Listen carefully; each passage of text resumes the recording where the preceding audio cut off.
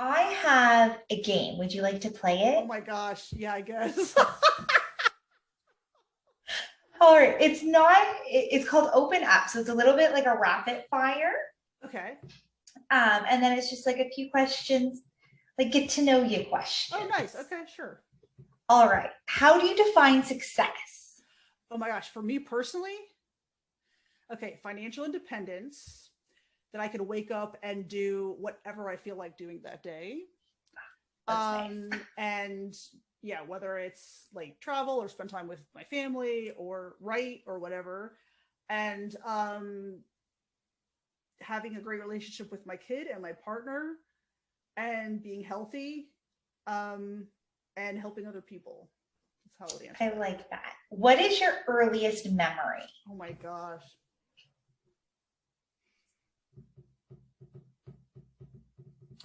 My earliest memory is I don't even know how old I was.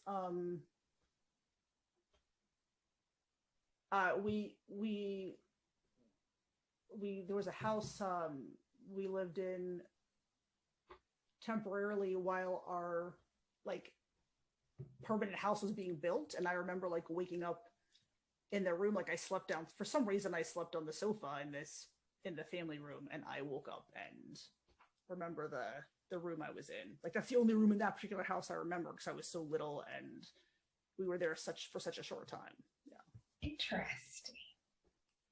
I have like the most random memories from I childhood, like know, me too. before like the like formative, and I'll be Yeah. like, Mom, do you remember like this color on the wall? And she'll be like, You're weird, go away.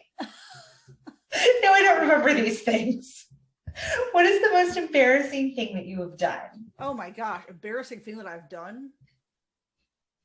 Plenty. I don't know. Let me see. Uh,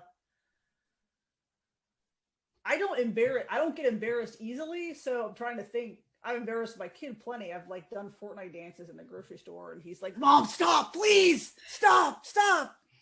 But that was embarrassing to him, not to me. Oh my gosh. Well, I have anxiety speaking in front of large groups, I guess. Yeah, so I'm always like get like the clammy hands and I sweat. It's terrible. So that's I always think like, oh my god, people can like see that I'm sweating and like and like I mean they probably can't, but I feel like, oh my god, I'm sweating so badly right now because I'm so anxious and I'm sure people can tell I'm sweating and that makes me more Yes. anxious. I've had a lot of those experiences. I definitely I can relate to that, or being like my throat starts to get dry, so I need to Right. drink, but like, can I Right. hold the cup?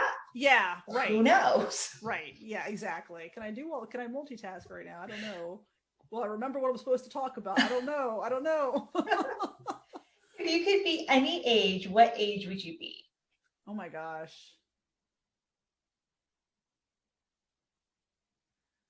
Like I mean, I'm in my early 40s right now and I love it. So, I would not go back to any younger age. I wouldn't because like I feel like every decade of my life has been way better than the decade before.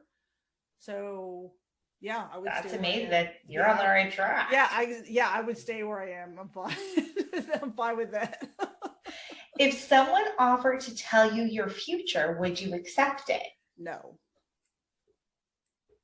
I like how sure you are on that. No, no. Most people are like, No. No. maybe. No. No.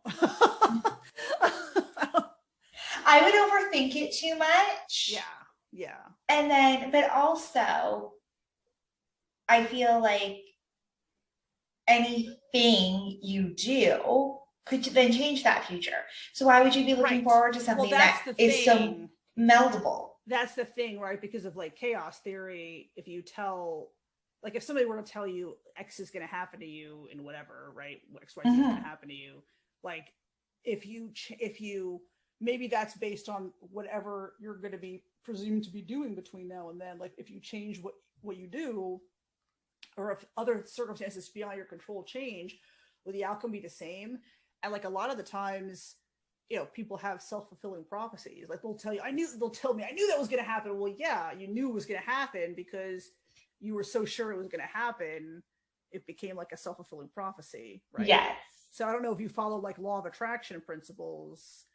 I do, right? So we attract into our lives what we give our time and attention Yes. to. So I tell people, in fact, I sent an email today to my astrology and parenting mailing list, because tomorrow we're having a new moon in the sign of Cancer, which new moons represent kind of new beginnings, like releasing of old energies that no longer serve us and new beginnings. So the new moon is a perfect time to think about what you want more of in your life. And I tell my mailing list subscribers and my listeners, I tell them, always think about what you want your life to look like. Don't think about everything that's quote unquote wrong in your mind with your life. Think about what you want your life to look like, what you want to happen. If you only think about the good things, those will happen, right? So that's what you will attract into your life. So you have to be careful about predictive stuff, I think. Yes. And I'm constantly, my family has always made fun of me for this, because I will be like, you are putting out so much negative energy into the world. This is why bad things are happening. Yeah. And I would always be like, you can't be near me right now, because I don't want that. That's exactly right. No, there are people I just can't really hang around with, friends and family, because I don't want the negative energy. Yeah. And you always, so sometimes you'll hear people talk about other people and you'll say, well, everything always works out for him or her, or for them. Everything always works out for them. They're always so lucky. Things work out for them. Because they think things will work out. So things work out. Yes. Because that's the thing. Like, if you're always thinking, wow, I'm so grateful to be alive. I'm grateful for what I have. I'm grateful for my family. I'm grateful for my friends. I'm grateful for the sun came up today. Grateful for all these things. If you're thinking about that and not, wow, what I don't have, then yeah, things will work out. Yeah. But that's the thing. That's what I'm talking about when I say self-fulfilling prophecy, right?